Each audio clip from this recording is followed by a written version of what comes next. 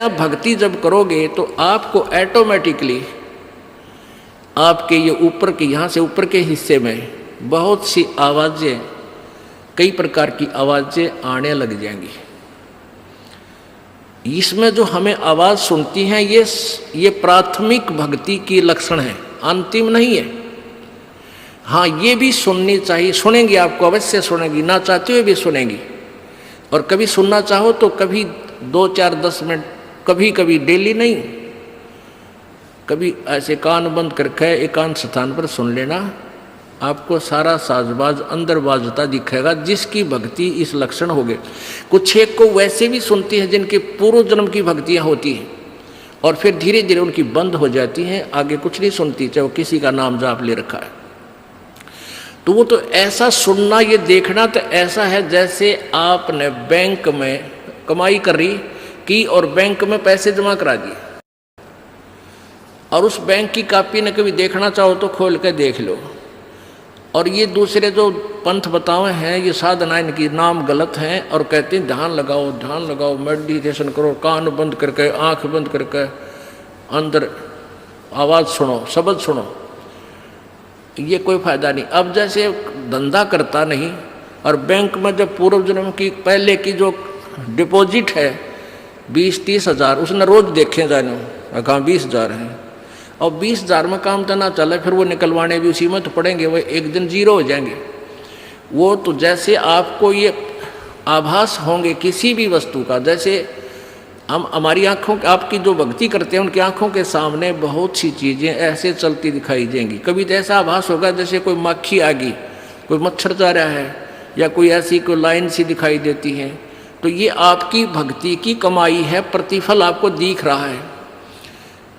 और कई एकादा क्या करे हमारे भक्त, एक बहन भगत भाई आया ने बोला जी मैंने तो आँख दिखा ली, मेरी तो आँखों में डिफेक्ट हो गया। वहाँ क्या हो गया कि आगे बिरानी काला काला दिखे जा, नो देखूँ जब भी दिखा, मन तक कई बार डर भी लग जाता है।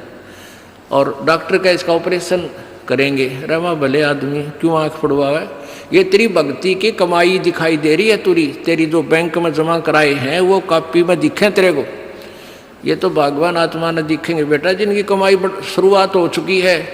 जेता अंजन आंजिए चश्मों में दिखंत न, बोला सचमुच में, कहा सचमुच, फिर खुश हो गया रहे तेरा गजब भैया। तो ये जो सामने दिखाई देते, घबराना नहीं। बहुत से भ्रमित हो जाते हैं क्योंकि बार बार ये दास नहीं बता पाता आपको। तो प्रत्येक सत्संग में आओगे तो कभी ना कभी हर पहलू पर विचार विमर्श दिया जाता है। तो घबराना नहीं है, ये आपकी आंखों के सामने कोई वस्तु दिखाई देगी, वो आप ही बताओगे, दास बताओगा तो तुम झूठ भी बोल दोगे। तो वो आपकी जितनी कमाई है वो अपने आप बढ़ती जा रही है, उसका लेवल बता रहा है। तो ऐसे अंदर आवाज़ें आएंगी, कई प्रकार की आएंगी, और उनमें से एक न्यारी आवाज़ आएगी, एक मुरली की आवाज़ आएगी। और वो मुरली, वो आवाज़ जो है, जो इसमें पिंड में जो आएगी वो यहीं तक की है, ये इस महास्वर्ग तक की है। और जो वास्तविक धुन, वास्तविक जो आवाज़ है वो इस अंड और पिंड से पार है, वो सतलोक में है। वो वहाँ जाकर आपको वो बात बाहर सुनाई देगी। यानी इस शरीर से एक जब आत्मा भक्ति से परिपूर्ण हो जाती है तो इस शरीर से बाहर भी हो जाती है। तो उसको सुनने के लिए ऐसी स्थिति आ जाएगी अपने आप, जैसे आपका शरीर यहाँ बाहर खड़े हो गए, और फिर वो आवाज़ आपको उस सूक्ष्म शरीर के माध्यम से सीधा कनेक्शन उस सतलोक से हो जाता है। वो परले पार वाली मुरली आवाज़, वो धुन, वो झनकार अलग से सुनाई देती है। फिर सेकंड के बाद आप उसी शरीर में होते, आपको पता भी नहीं कि मैं बाहर गया या अंदर ही था। वो बहुत बाद में जाके बहुत लेटेस्ट स्टेज पे ऐसा होगा। पर ऐसा हो या ना हो, आप जैसे दास बताओ, ये खुराक खाते रहो, रोग कटेगा, ये साधना करते रहो। तो क्या बताया है,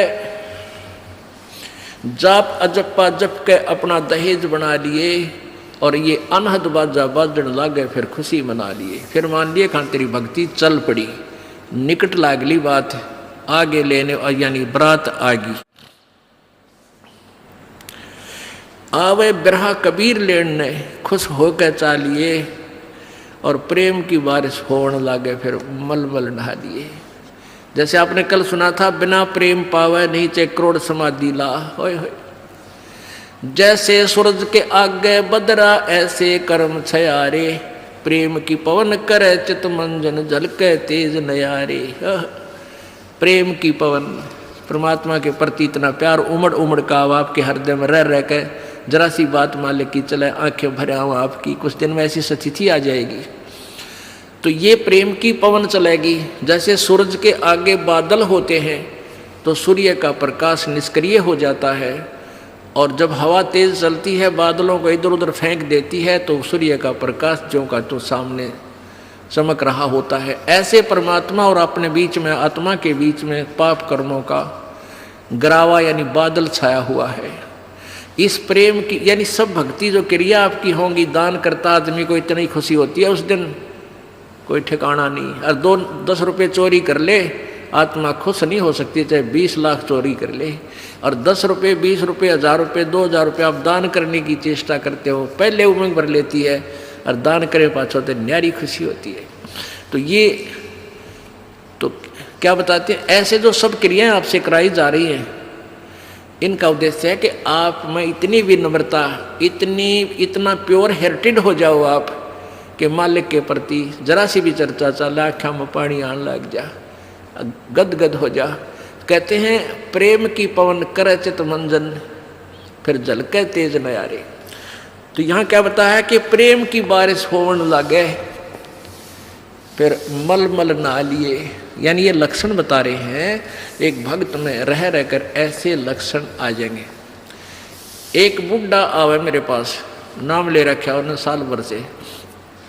वो कहता है जी मैं नाम जपन लागू, मैं रोने लग जाऊँ, मेरा रोना बंद कर दिया। राम तो रोना शुरू करवावा तो बंद करवाना आवे, ये तेरे भाग जाग रे भले आदमी। नो कहना शर्म आवे लोग, नो कहीं अच्छा आदमी नाम लेने लगे तो माई लोग की सुनेगा तुम्हारी सुनेगा, नो बता।